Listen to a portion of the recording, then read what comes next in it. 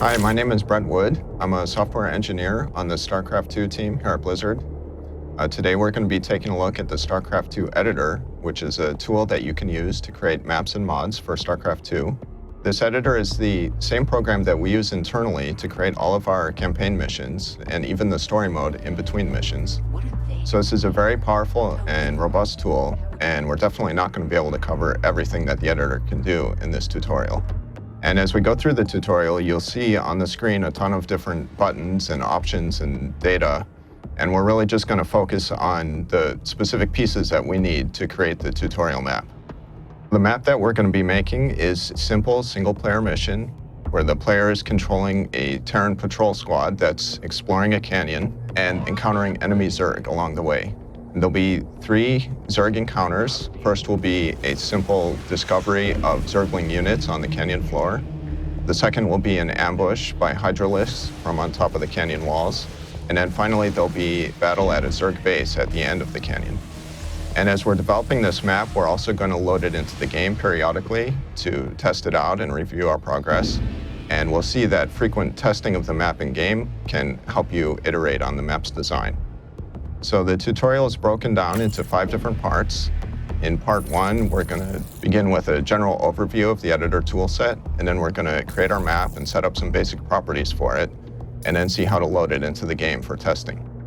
In part 2, we're going to create the map's environment, including terrain, cliffs, and textures, and also doodads to complete the look of the map. And then we'll start adding units, including the Terran units and the initial Zergling encounter. In part 3, we're going to learn about regions, endpoints, and triggers, and see how to put those all together to create the Hydralisk ambush event. In part 4, we will add the Zerg base at the end of the canyon, and also learn how to use custom data to adjust the strength and appearance of individual units. And then finally, in part 5, we'll set up the map for the Battle.net arcade, and then publish it to the service so everyone can play it and enjoy it. So let's get started.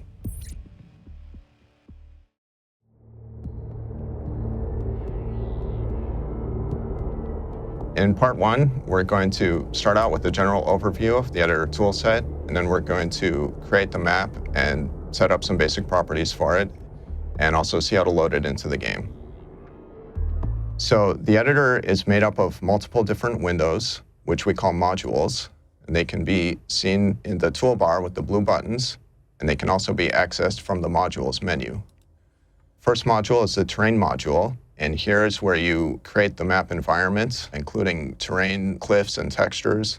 And you can also add objects to the world, including units like marines or hatcheries, anything that the player can control in the game.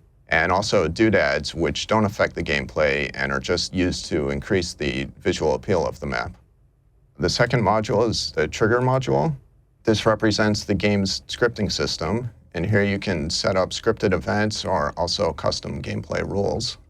The next module is the data module, and this contains all of the data values used by the game. And here you can customize pretty much anything in the game. This can be as simple as changing the life total for a unit, or it could be something as complicated as creating an entirely new ability and special effects from scratch. So let's go back to the terrain module, and let's create our map. So we'll click on the new button to create a new document. And first you have to choose what type of document you're creating. There's several different options. A melee map is just a standard StarCraft 2 map that doesn't have any custom triggers or custom data.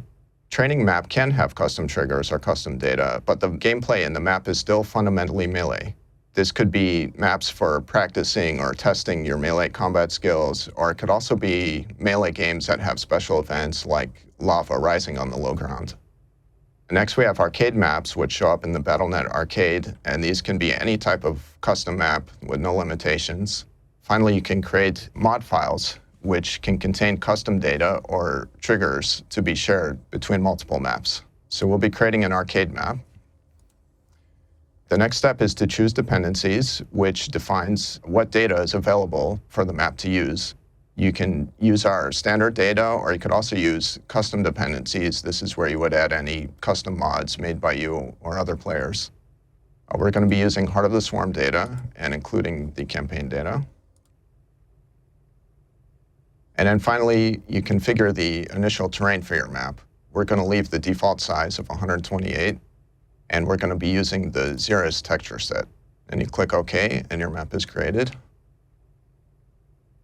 Now, when you first create a map, there's several properties that you should configure right away.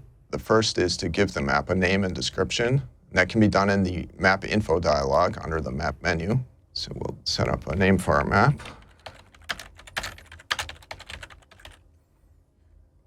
This is for one player. We'll give it a description.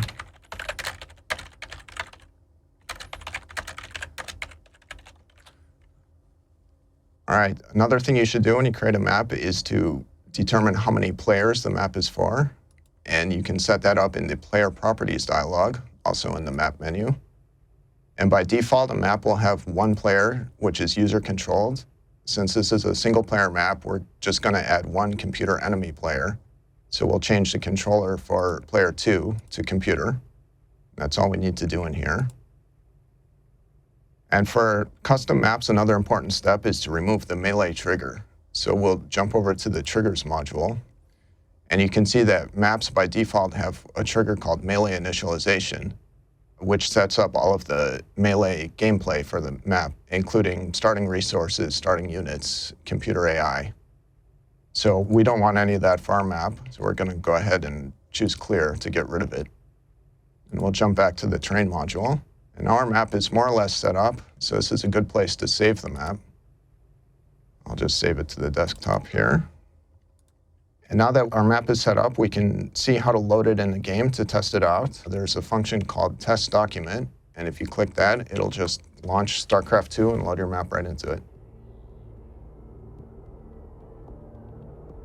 So here's our map. There's obviously not much to see yet since we haven't added anything.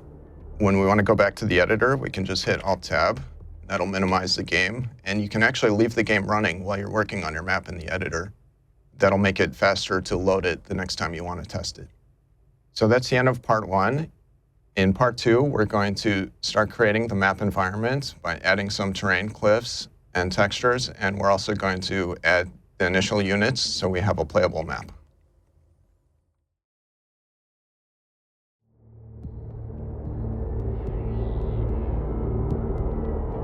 All right, so now we're going to be working in the terrain module, and we're going to first go over some of the basics of what the terrain module can do, and then we're going to add terrain cliffs and textures to our map, as well as some doodads to make it a little more visually appealing. And then we'll create some initial units for the Terran player, as well as for the first Zerg encounter. So in the terrain module, you can see on the right is the 3D world view. And to navigate that view, you use the various camera controls with the mouse. The first thing you can do is if you hold down the right mouse button and drag, you'll move the camera around. If you hold down the control key and then use the right mouse button and drag, you can rotate the camera up and down and left and right. You can use the mouse wheel to zoom out and back in. And then you can double-click the middle mouse button to reset to the default camera settings. And you can also left-click on the mini-map and drag around to move the camera that way. Now, in the terrain module, there are multiple layers for working with different parts of the map data. These are seen using the orange buttons in the toolbar. It can also be accessed from the Layer menu. In the terrain layer, there's several different brushes in the palette that you can use. There's the texture brush for changing the texture on the ground, like adding grass. There's a height brush for changing the 3D height field of the terrain. Then with the cliff brush, you can raise cliff levels, and you can also add ramps to get up to the cliff levels. There are terrain objects, which are special types of doodads that actually replace parts of the terrain. I'll go ahead and place artifact dig site, and you can see that it just replaced a big chunk of the terrain with a giant hole. Then there's the water brush, where you can put planes of water down, and you would typically want to do those along cliff edges, so it looks nice. And then there's a few more advanced brushes for placing roads and lighting effects and Zerg creep that we won't go over here. So let's get started on our terrain for our map. We'll start with the cliff brush. and start creating the canyon. So I'm going to start with the raised cliff brush, start creating some cliff walls here. And the raised cliff brush, wherever you click, it'll raise the cliff up another level. So if I click again, it's going to raise it up a second level. But we actually don't want 2 cliff levels for our map. So if you ever do something you don't like, you can always undo it with the undo command or Control-Z.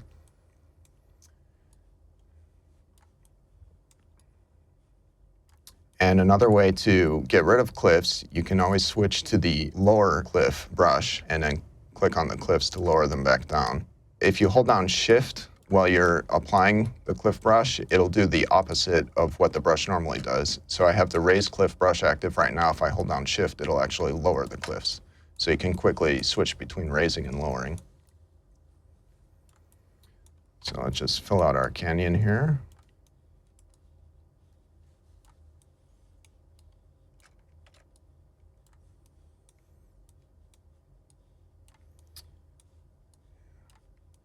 All right, so now we've got a basic canyon shape laid out. We can switch over to the texture brush.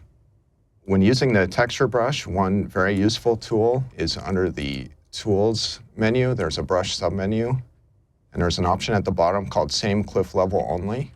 And if you turn that on, it means any cliff operations that you apply will only happen on the cliff level that you clicked. And even if you drag down to another cliff level, it won't apply it there. So it's a good way to keep textures on a single cliff level. So let's go over some of the texture operations. You can add textures, and then you can remove textures. Uniform texture means it'll have the same blending value across everywhere that the brush operates. Then you can replace one texture with another. The smudge and blur brushes are ways of smoothing out edges between existing textures. And then finally, the fill texture operation will fill an entire cliff level with a single texture. And we're going to go ahead and use that to put grass on our upper cliff levels. Then we'll switch back to the Add Texture brush and put some algae up here on the upper cliff levels.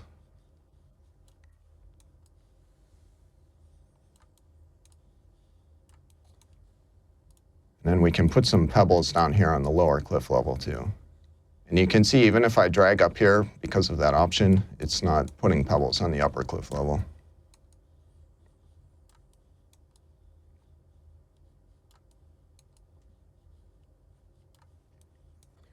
All right, we've got a good start on the textures. We can switch over to the doodad layer and put in some doodads. I'm going to put some brambles along the cliff edges here.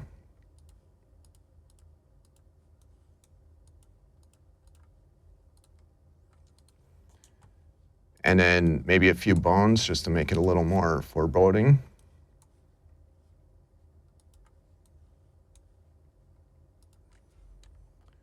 All right, now we've got a basic environment set up. We can put in some units. So we'll switch over to the units layer. And we'll start off by putting in a Terran outpost and the Terran patrol squad. So for player 1, switch over to Terran units here. Start off with structures. We can put in a command center and a barracks and a bunker here.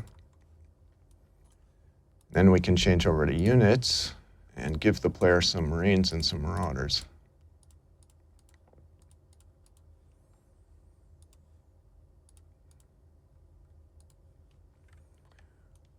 All right, and now we can put some Zerglings in the canyon for the first Zerg encounter. So we'll switch to player 2.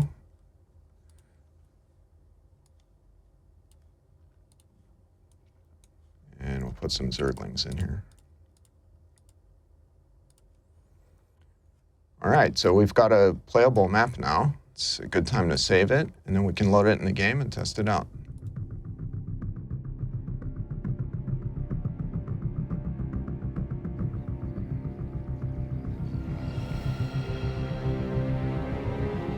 By the numbers, boys. Go, go, go!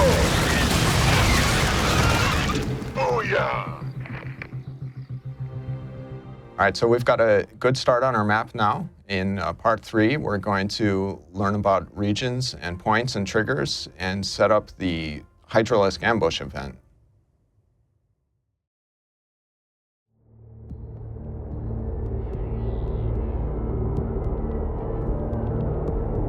So in this next part, we're going to start working with the trigger module and learn about regions and points and set up the Hydralisk ambush event. All right, since the last part, I've tweaked the map and modified it a little bit to make it a little more playable. I've expanded the canyon to give us a little more room to work. All right, so now we're going to add the ambush, which is going to occur in the corner of the canyon here. And the first thing we need to do is add a region where the ambush will occur. So I'm going to switch over to the regions layer. And I'm going to add a rectangle region. And I'm just going to click and drag and then let go to place the region. And our trigger is going to detect when the Terran units enter this region to fire off the ambush. So it's important that the region covers the entire canyon area so no units can sneak through. Now that we have the region down, we can also rename it so it's easier to find in the triggers. And if you press the space bar, you'll switch to selection mode. Then you can click to select the region and double click to bring up the properties dialog. I'm going to call this the kill zone region. And the next thing we need to do is add some points where the hydralisks are going to appear. So I'll switch over to the point layer and select normal points. First, I'm just going to place down one point and then switch to selection mode with the space bar again and double click it to rename it. I'll call this ambush 1. And to make additional points, we can just use the copy paste functionality to copy the point and then paste another one in. Also Control C and Control V. And you can see that the name automatically incremented the number at the end of it. And we're going to go ahead and put a total of 8 points in here. So now we've got the points in the region set up. It's time to create our trigger. So we'll go over to the trigger module. And the first thing we need to do is use new trigger. This will be for our ambush. I'll just call it ambush. Now let's look at the parts of a trigger. First, we have events. An event is anything that can happen in the game that will cause the trigger to run. So let's add an event for our trigger using the new event command. Here is a huge list of all the possible events you can use. And we want to use the unit label to find just the events associated with units. And the event we want is unit enters or leaves region. So we'll select that. And once the event is in place, you can see the parameters of the event down here. Right now, it's any unit enters entire map. And we want to change the region to our kill zone. So if we double click that and change to the value source, you can see our kill zone region here. And we'll select that. So now we have a trigger that's going to fire anytime a unit enters the kill zone. And the second part of triggers are conditions, which are rules that are checked when the event occurs to see if the trigger should actually run or not. So we're going to use new condition for our trigger. And most conditions are comparisons, where you're comparing one value with another value.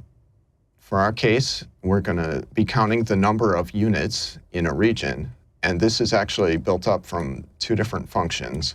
So we're going to go to unit group and count the number of units in a unit group.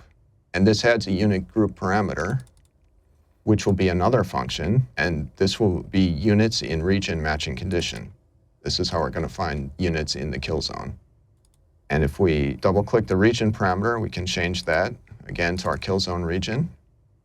And we want to detect only units controlled by player 1. So we can set the player value to 1.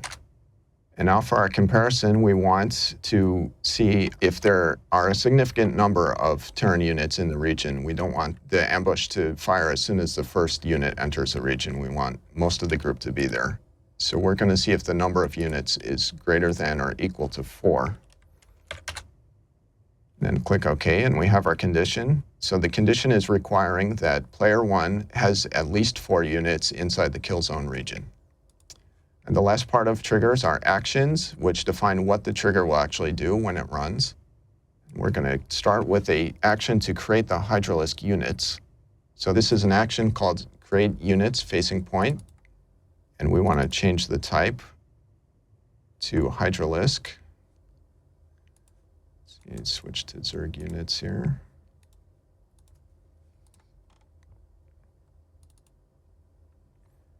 And this unit will be owned by player 2, which is the computer player. And it'll be created at our first ambush point. So I'll select ambush 1. And we want it to be facing the center of the kill zone region. So there's a function called center of region. And we'll select the kill zone. Now, since we have 8 of them, we can use copy-paste again to just create 8 copies of this action.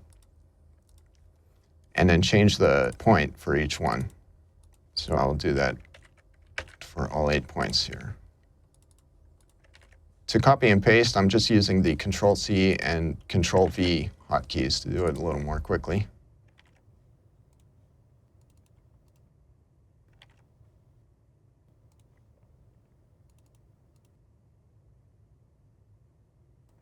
All right, so now we've got our 8 Hydralisks being created. And to give the event a little more flavor, I'd like to display a message to the player when the ambush occurs. So we can add another action called text message. And I just typed TX to jump right to it there since I knew what it was called. And we can display a message. It's an ambush on the screen.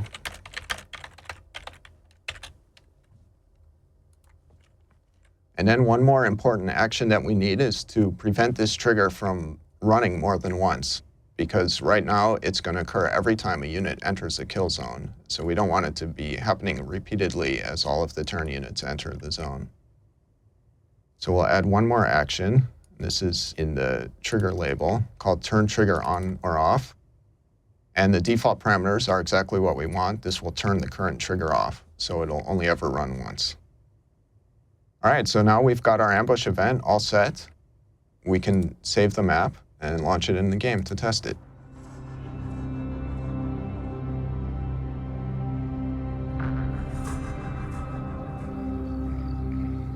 By the numbers, boys. Gangway, coming through. Oh, yeah. 10-4.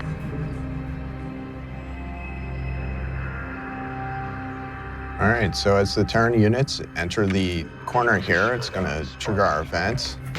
And there's the message. There's a problem here that we can't see the Hydralisks even though they can see us. It's not very fun this way. Roger that. So one thing we can do now is change the trigger to actually reveal the Hydralisks. So let's jump back over to the editor and go to the trigger module. So let's add an action to reveal the Hydralisk so we can fight back and make it a little more fun. So there's an action called reveal area. And this requires a region, but we don't want to just use the kill zone region because it's not big enough. It's not going to cover all of the Hydralisks. So if we click the choose button, we can jump back to the terrain module in the regions layer, and we can add a new region right here. I'm going to create a circle region this time and make sure it covers all of the ambush points. And then I'm going to select it in the list here. That'll switch us right back to selection mode. And then as it says down here, if you press Q, it'll jump right back to the trigger module and have our new region in the list. And we'd like to reveal this for, say, about 12 seconds, so the player has enough time to fight back for a little bit and then maybe run away. All right, so now we've tweaked our trigger. We can save the map again, test it out again.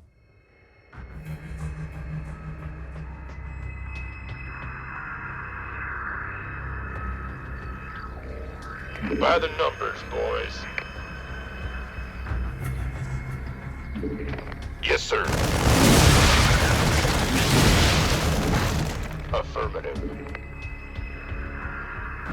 Keep your shirt on, Sparky. 10-4. All right, so this time when the ambush occurred, now we can see the Hydralisks and we can fight back a little bit. Still seems like a little too many Hydralisks for me, so I'm gonna run away. Roger that. Oh, now I can't see them anymore. Can't wait. All right, so now we've got the ambush event all set up. In the next part, we're gonna finish off the map by putting in the Zerg base in the final battle, and also learn how to use custom data to tweak the unit strength and appearance.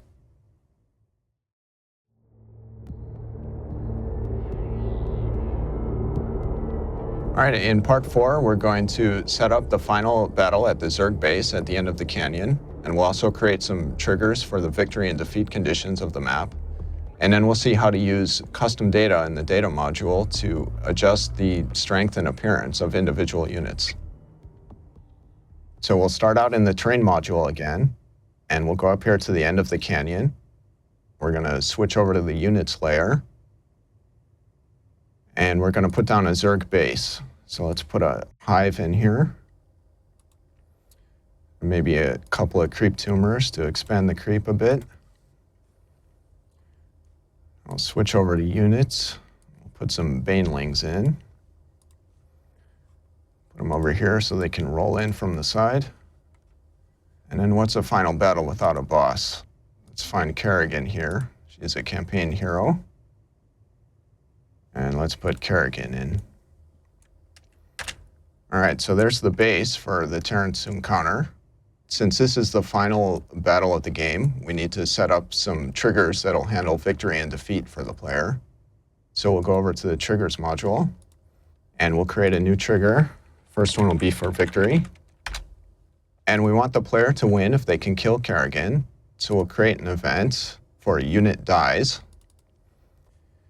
And for the unit, we can just select Kerrigan directly from the value source.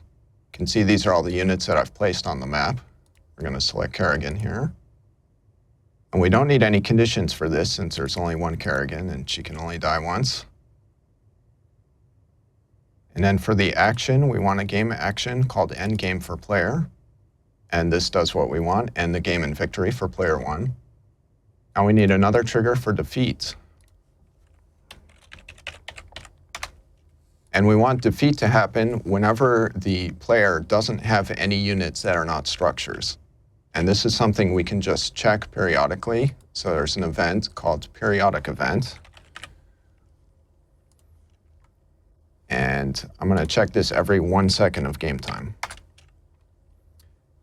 And we definitely need conditions for this one because it's going to go off every second of game time. And the condition that we want is player 1 doesn't have any units on the map that are not structures. And this condition is actually pretty similar to the one we used in the ambush trigger. So I'm going to go ahead and copy and paste the condition out of that trigger into our defeat trigger. And then we can change the parameters down here. So we don't want the kill zone region anymore. We want to change this back to entire map in the function area. And we also want to change the unit filter to exclude structures. So we'll scroll down to the structure type and double click that twice to get to excluded. So now structures are excluded. And we want to check if the count is equal to 0. So I'll change this back to equals and change value 2 to 0. So now we have a condition requiring that player 1 has 0 non-structure units anywhere on the map. And when that happens, we want to end the game in defeat for the player. So we'll use end game for player again and change the type to defeat. So now we've got our boss battle and our victory defeat trigger set up. We can save the map and test it out in the game.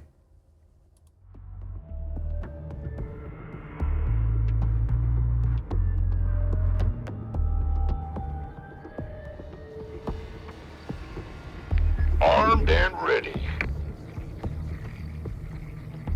I feel you. You got it. Booyah! Outstanding. Sure thing. Got it. 10-4. Gangway. All right, as we approach the end of the canyon, you can see the creep. Sure. Go, go, go. There's the Zerg base, and there's the Banelings and Kerrigan.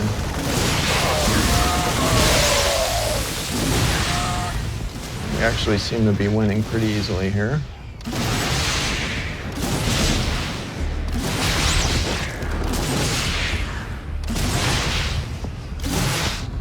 And there's victory. The player actually won a little bit too easy here, so now let's go back to the editor and let's make it a little more challenging now by buffing the Banelings. So we'll switch over to the data module now. And in the data module, there are many different types of data you can work with. Units is one of the most important one. And if that's not showing, you can choose data, edit game data, units, and then the units tab will pop up. And I'm going to use the search filter here to find Baneling.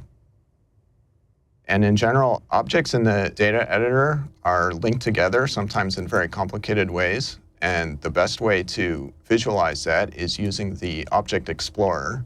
So if you go to the View menu and turn on Show Object Explorer, this will bring up a view in the bottom left of the window. And this will show all of the other objects that are linked to what you currently have selected. So we can see everything that's linked to the Baneling. And the first thing we want to do is increase the damage that the Baneling does. And damage is normally handled by effects. So we're going to scroll down to effects here. And you can see the Baneling has quite a few different effects. There's 2 of them that control damage. First is the direct damage through Explode Large Direct. And when you select an object in the Explorer here, all of the data values associated with that object will show up on the right-hand side. And the very first one is the one we want, combat amount. It's the amount of damage dealt by the effect. And we're going to increase that from 40 to 60. And Banelings also do damage to a search area through the large search damage. And we're going to change its damage from 40 to 60 also. In addition to increasing the damage, we'd like to make the Banelings a little more visually intimidating. And visual effects for units are normally in the actor. So I'll select the Baneling actor now. And I want to increase the scale to make them bigger. And that's handled by the Art Scale field. And we're going to change this so it's 1.5 times as big as normal in all 3 dimensions. And once that's done, we can jump back to the train module and see that the Banelings are already bigger there. So now let's test out our stronger Banelings in the game. Save the map first.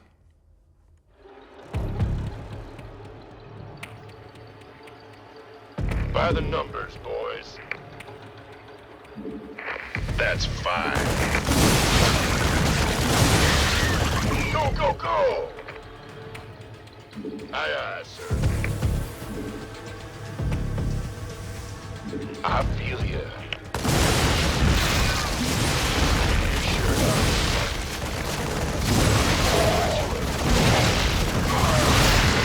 Will do. Roger that.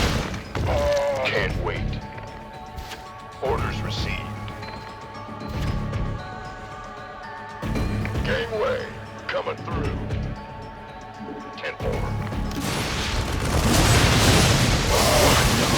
Wow, they took us out really fast. So it seems like Banelings might be a little bit too strong this time. We'll have to bounce this map further in the future. Now we've got the gameplay for our map completed. In the final part, we're going to set it up for the BattleNet Arcade and then publish it to the service for everyone to play.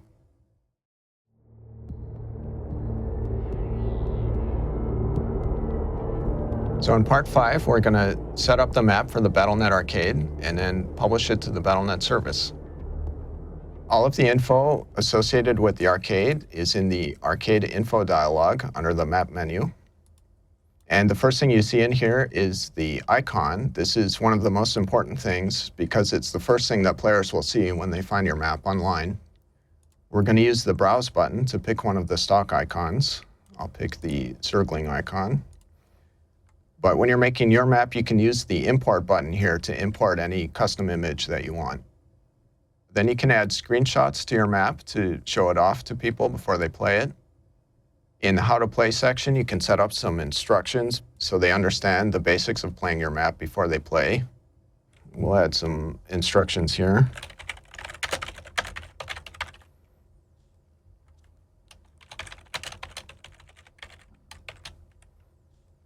Then you can also add screenshots associated with your How to Play instructions. You could set up a tutorial mode for your map. And then finally, you can add patch notes to explain what's changed in each of your map updates. We'll go ahead and add an initial version here.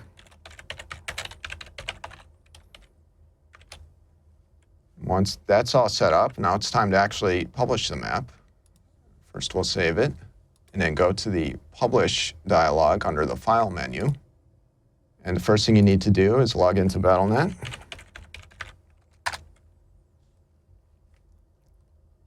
And on the next screen, you'll see several different options. First of all is the revision. This affects the way that the version number of your map is going to change. Major revision means that the first number will change, and this is usually for large updates to the map that add significant new features. And a minor revision means the second number will increment, and this is usually used for bug fixes or minor balance tweaks.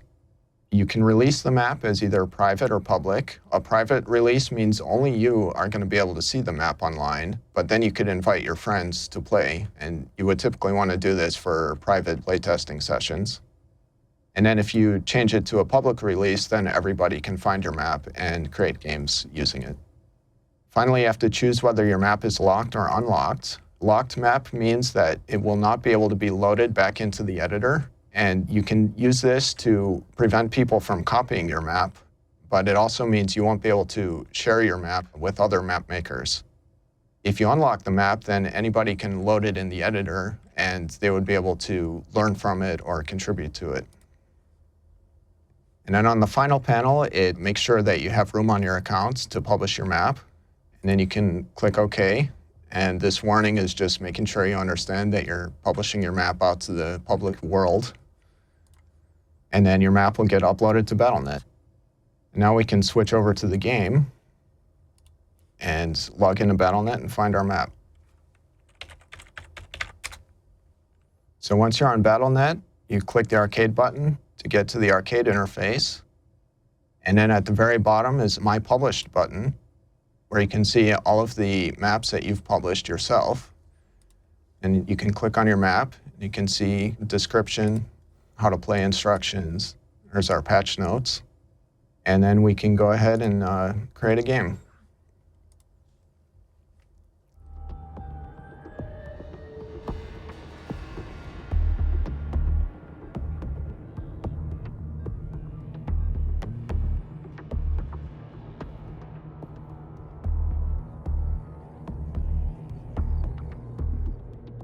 So that concludes the map making tutorial for the Starcraft 2 editor. We hope you've enjoyed it and learned a lot, and we look forward to seeing all the awesome maps that you guys are going to make and publish to the Battle.net arcade.